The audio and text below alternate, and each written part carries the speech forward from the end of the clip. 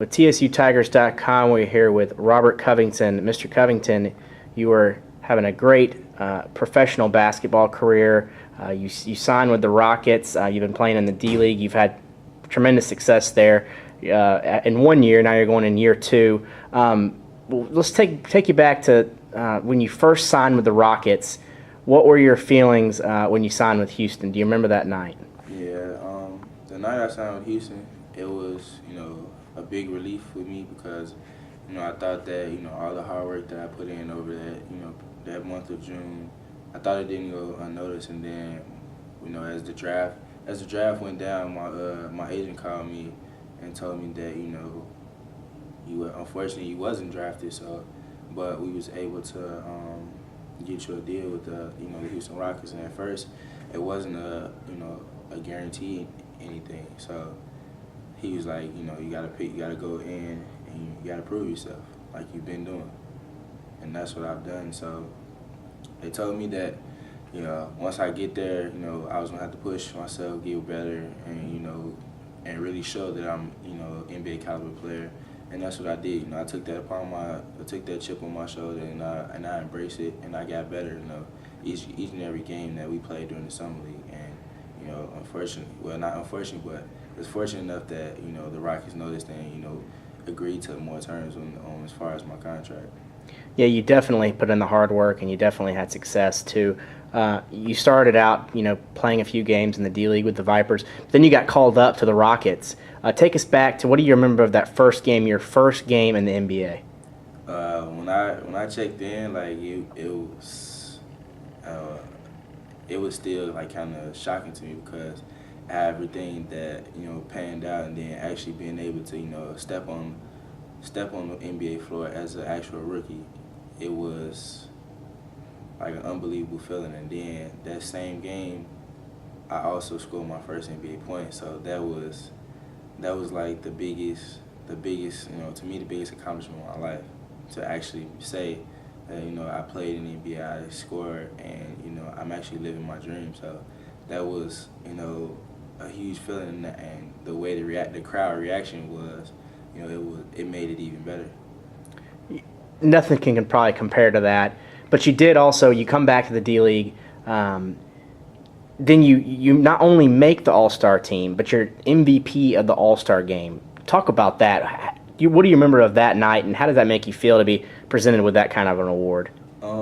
During the game, me and my team, like, we was down because the other team was playing well, and we were playing well as well, but they was just hitting more shots than us. So I took it upon myself, and the other guys that was on the floor with me, we took it upon ourselves to like really lock in and try and win this game, because the way it was going, it looked like we wasn't gonna win because we was down so much at one point. But we was able to lock in with the five that was on the court with me, and I was able to prosper and become the one that stood out the most by getting in attack mode, becoming better defender, and having more fun out there with the guys that was on the court. So we actually ended up coming out with a victory, and it was a very, very, very good experience for me, my teammates, and some of the other guys that was on my team.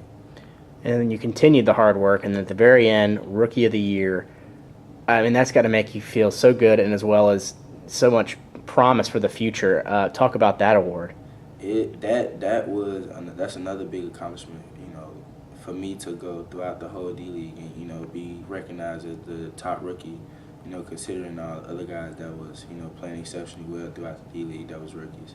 For me to be the one that stood out the most was that's a great feeling. That means that everybody knows that everything that I've done, all the hard work that I put in is not going unnoticed, and it definitely is something that can show others that with hard work, commitment, dedication, and pushing yourself, anything is possible, because there was so many people out there that could have gotten that award, but I was the one that was fortunate enough to take it home.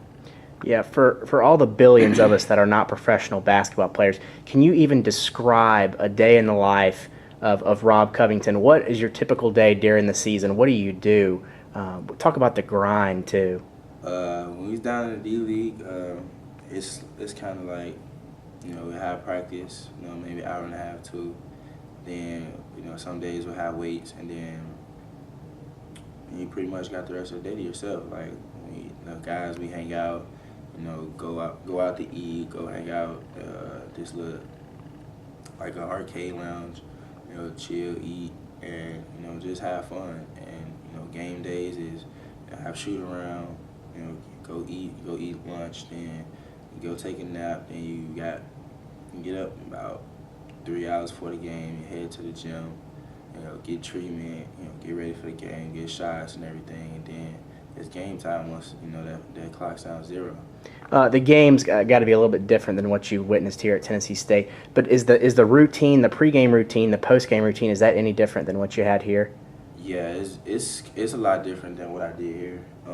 Considering that you have to be on the court here in college, like once the clock hits 60 and 30, where with the D League team now we had each groups and segments that were able to get more shots rather than everybody being crumbled up and having a certain amount of people in one area and having to switch it up. So it wasn't as many reps we was doing, but the way we went about it and the way we changed things, it was fortunate we had the groups and everybody was getting a number of shots within a certain time frame, and that actually helped because we was actually one of the top scoring teams in the league, and that showed by our principles. You've been incredibly busy over this past year, your first year playing professional basketball. Here at Tennessee State, we've been pretty busy too. We hired a new coach, Coach Dana Ford. Of course, that's the same coach that recruited you and worked with you. Just talk about your relationship with Coach Ford. Me and Coach Ford have an incredible relationship. He was the one that found me, late in my senior year, and brought me in front of Coach Coop, and was one of the reasons why I was given the opportunity to come to Tennessee State, because it was winding down and it was kind of hard, going into getting close to senior graduation in high school, not knowing where you was gonna go, and Coach Ford and them came. He seen me at a senior showcase that I wasn't even thinking about going to because I didn't think that it would help me, but I was fortunate enough that it actually did. So he found me, he talked to me, and he told me that I want you to come to my school. I want you to come play for us. Like just he was persistent about it. At first my dad was like, what's the worst that can happen? You still have nothing on the table. So we came and took the visit, and Coach Ford did exactly what he said he was gonna do. He showed me what it takes to be a college athlete. Somebody that push themselves, work hard every day, have somebody on them, continue to get better. And Coach Ford has done that from day one, and he still even did it from afar. He checked up on me at times, and we stayed in contact throughout my college career, and even now. And I'm very happy for him that he was able to get the head coaching job here, because now he can change he can bring back what he had when he's first here, and now he's just that top guy. How confident are you that there can never be another Robert Covington, but how confident are you that they can find some more diamonds in the rough with this new regime here? I know Coach Ford is a guy that finds players. He found me, because I wasn't highly recruited.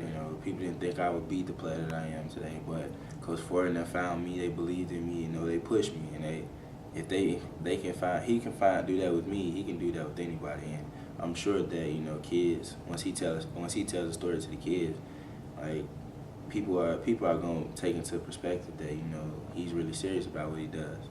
And so guys, it's the guys that have the opportunities here, and be blessed, to have a coach like Coach Ford that's gonna push them to get better and want them to succeed in life, not just on the court, but in the classroom and everything. You're in Nashville right now. What are some of your other summer plans for this summer before you go into year number 2? Just gonna see the family for a little bit, hang out with my friends here and friends and family here, and then it's back to Houston, get ready for summer league. Rob, it's always a pleasure. Good luck to you, man. All right, thanks for having me.